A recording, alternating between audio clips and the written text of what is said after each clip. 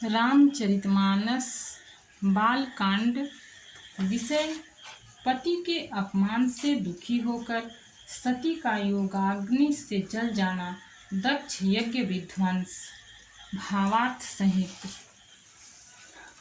यद्यपि मित्र प्रभु पितु गुर गेहा, जाई बिनु बोले न संदेहा। तदपि विरोध मान जहाँ कोई, तहाँ गए कल्याण न होई।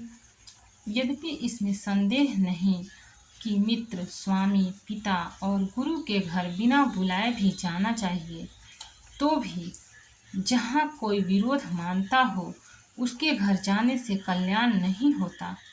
भांति अनेक शंभु समुझावा, भावी बस न ज्ञानूर आवा।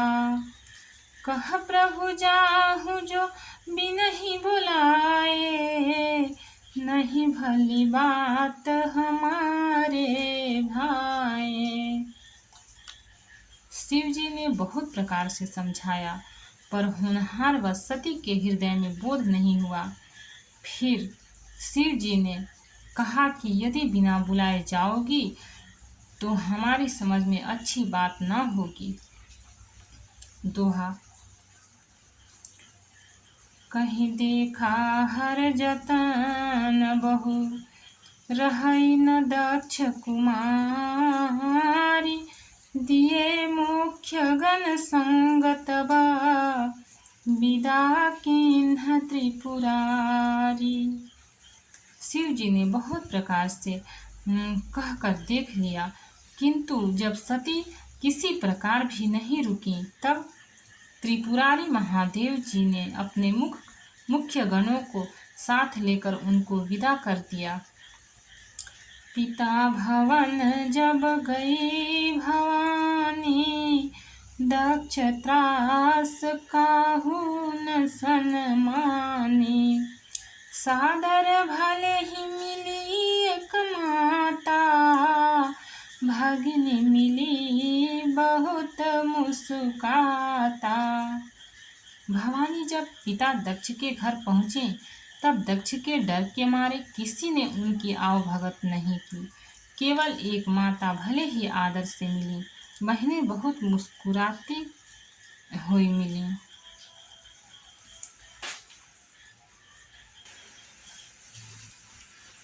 दक्षन कछु पूछी कुशलाता, सती बिलो की जरे सब गाता। सती जाई देखेऊ तब जागा, कतहु न दीख शंभु कर भागा।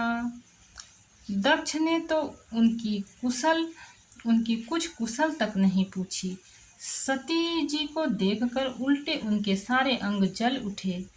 तब सती ने जाकर यज्ञ देखा तो वहाँ कहीं शिव जी का भाग दिखाई नहीं दिया। तब चित चढ़े जो शंकर कहेऊ, प्रभु अपमान समुझी उर दहेऊ। पाछिल दुख न हृदय व्यापा, जस यह भयऊ महापरितापा।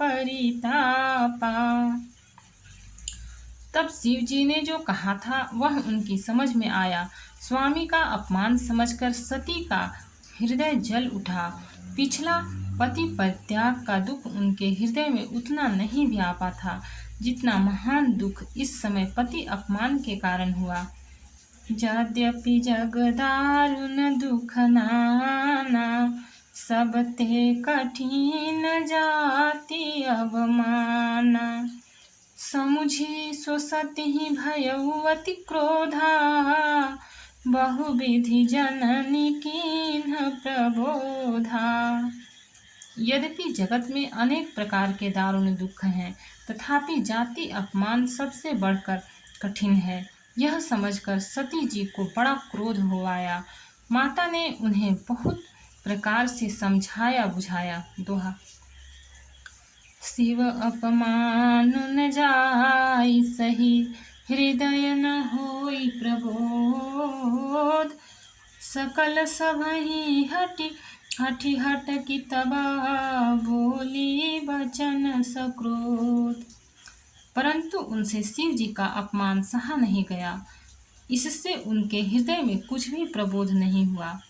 तब वे सारी सभा को हठपूर्वक डांट कर क्रोध भरे वचन बोली। भक्त और भगवान की जय। चैनल को लाइक और सब्सक्राइब करें। आगे का पाठ आगे का एपिसोड में मिलेगा। कमेंट में जय श्री सीताराम जी लिखें।